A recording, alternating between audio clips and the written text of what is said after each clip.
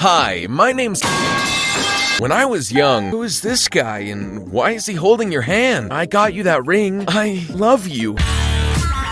It's beginning to look a lot like terrible animation, followed by bad story writing. If you look all around, you'd just see nothing but frowns. This is disappointing. I'm not a rhymus. Hello, ladies and gentlemen. It is HiI'mWonder. It is absolutely phenomenal to see you. How are you doing today? That's phenomenal. Unless you said something negative, then sorry to hear about that. So today we're gonna be covering something called a game of truth or dare at the office changed my life. Now, just forewarning, I already took a little bit of a sacrifice, took one for the team here, and I peeked around in this video a bit. The truth or dare has no relevance to the story, which just makes it 12 times more amazing. So we've got our hateable doormat of a character, no real lesson learned other than one-upping a person, and people with the IQ of -5. What more could you want? Before we hop in, make sure to drop a like and subscribe down below, as it absolutely helps out the channel. Also, feel free to drop a comment down below, as I'd absolutely love to hear how you're doing. Hi, my name's Simon. Mom and Dad lost all the money at the casino. I never got to go to college because of that. Dad threw me out of the house as soon as I turned 18. Unfortunately, I worked 2 jobs. Due to growing up knowing that I could have had an amazing, easygoing life, I became attached to the idea of wealth. So much so that I even started pretending that I was. I would go out daily to restaurants, festivals, clubs. I lived as if I had money to spare, and so I never saved a single cent of the money I earned. Yeah, I've seen this before. You know, once or twice in my time. You see it a lot in creators. They get a couple good videos, they get pretty big, they start making money, and they start easing off, and they're like, all right, cool, I'm just set for life. I'm gonna start swiping that credit card, baby. I'm gonna be getting the big funds, rolling in the big bins. And everyone for all about 5 seconds will say, that's cool, I guess. Enjoy your numerous payments and crippling debt. I began to envision myself in a huge house with a nice car and a few pretty maids. That was when I started punching above my weight. Having expensive tastes and healthy ambitions, I decided I could only date the kind of girl who would fit into my future life. Not the life that I had then, but what I was dreaming of. That was when I met Karina. She was breathtaking. She looked like a magazine cover come to life. Yeah, ain't gonna lie, she kinda bad though, I suppose. I mean...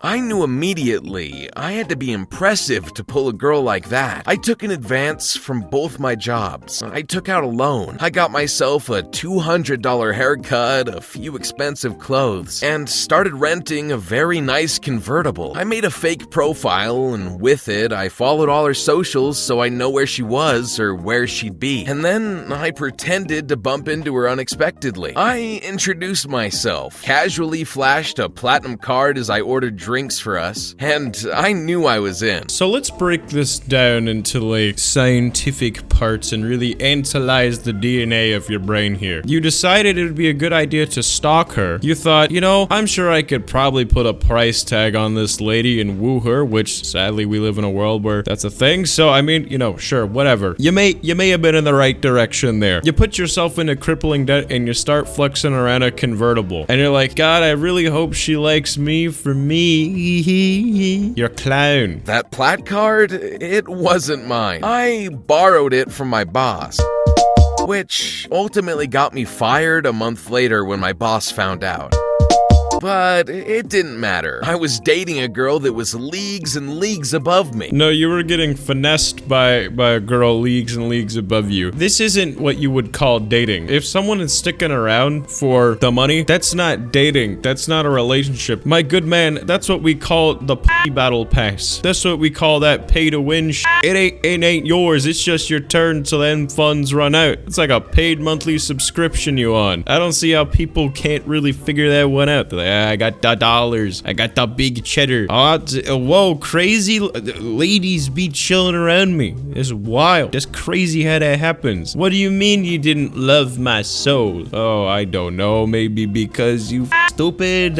I can't figure it out. It soon became apparent that what I was doing was not sustainable. I only had one job left and I wasn't pulling any sort of money to afford paying for our extravagant dates, my existing loans, and my living expenses. At some point, I began to exist on instant noodles and the cheapest, almost expired stuff that I could only get from a super shady underground store. I was suffering, but I convinced myself that it was all worth it to keep my perfect girlfriend. I love how it's like, oh yeah, you know, I had to eat the really cheap ramen. That's what like most homies rolling off of. So what do you mean by like sketchy underground store? Like, you're making it sound like you're going to cop some Campbell's chicken soup off the black market. You don't have to be afraid to say that you went to the Dollar Tree. Karina was head over heels for me and my fake persona. We went on holidays to a lake house. We spent 2 whole weeks in a log cabin in the middle of nowhere in Vermont where we enjoyed the falling snow. I was fully enchanted by her, and I knew I wanted to marry her. I quickly realized that my real life was falling apart. My spending, my borrowing, the rental car, all the bills started piling up, and I had no real way of paying for it all. And then Karina started wanting more. She wanted gifts. She started badgering me about jewelry and makeup, but every time she and I were out and she saw something she liked, I tried to make up some sort of excuse. Baby, we just went on that cruise. I gave you that necklace, remember? I want to give you something special on a special day. Now you're just talking nonsense. Why, is there someone else you're giving gifts to? Is that why you don't love me anymore?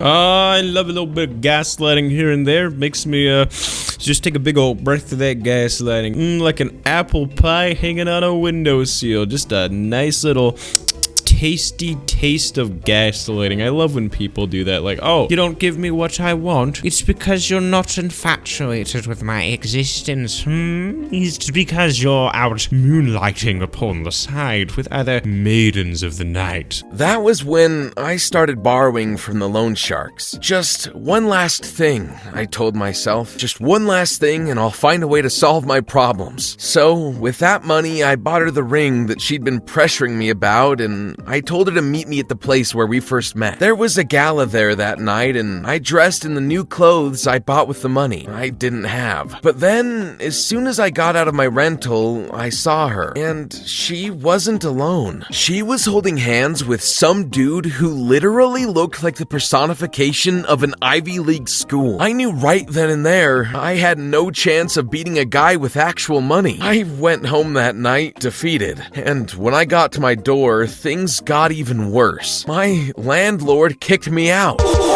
You don't have to be great and confident in yourself based upon like money and value. There's never a single one of these where at the end they're just like, you know, I actually learned that all this stuff is pretty trivial and dumb, and I actually just like me for me. It's always I have to have some sort of crazy job background, have to one up someone, or I have to become stupid rich. This whole time, Karina and I were still together. I never mentioned I saw her cheating, and she kept messaging me about the ring she wanted. I still had it with me, and I thought I'd give it to her, and I could come clean. I knew she loved me, and perhaps I could put that cheating incident behind us. I don't mean to be the bearer of bad news, but if she was like fancy, you know, getting a little interested in another individual, I don't think y'all are together. I don't define that as a relationship. The second someone is like messing around, no, that ain't happening. We bouncing from the scene. We fleeing the scene of the crime. It's like, oh, we're still together, you know, we're still just the cheating stuff, that little minor thing. Don't worry about that. At least she wants to hang out with me because I have this really expensive ring for her, so, you know, maybe there's a chance. I got myself a job at a small office. The boss was a woman who was kind enough to look at my situation and not judge. I walked up to her apartment building, and just as I was going up the building steps, the door opened and she was there. Behind her was the same guy she was with at the gala. You look poor. I've been lying to you this whole time. Here, I got you that ring. I love you,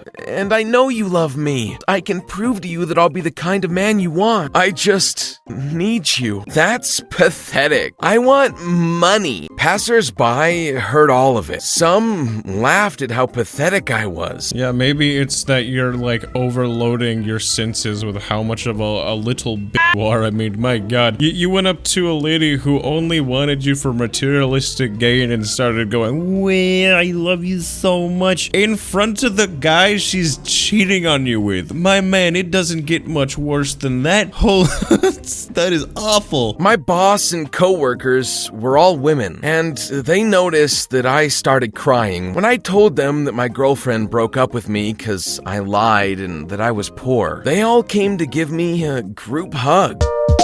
I saved up as much as I could, only eating instant noodles. But this time, it was for a purpose, and not to get things I couldn't afford. I started paying off my bills, and the girls at the office would cook me food that they'd leave for me. My boss paid off the loan sharks. Deep inside, I know you're a good person. You just got caught up in some trouble. No, he didn't. He literally brought it upon himself. He didn't accidentally fall into the situation. He literally woke up and said, the smell of baby, and he went and drowned himself in absolute debt because he is a massive simp. He is the specimen of simp. Like, if there was a scientific study on simps where they just dissected them to understand their biology, he would be a prime specimen. It was at the company Christmas party that everything kinda took a massive turn. We were playing spin the bottle, and somehow the bottle kept landing on me. Every single one of those girls got to kiss me. Everyone in the office was crushing on me. They all wanted me. I was promoted to becoming the director for sales, and when Karina heard about it, she DM'd me on every single platform. I replied to her by sending her a photo of me and my boss kissing while the rest of the office girls were waiting their turn. Doesn't that seem like a bit of an abuse of power? Like, you got a bunch of promotions and your boss is, getting around with you.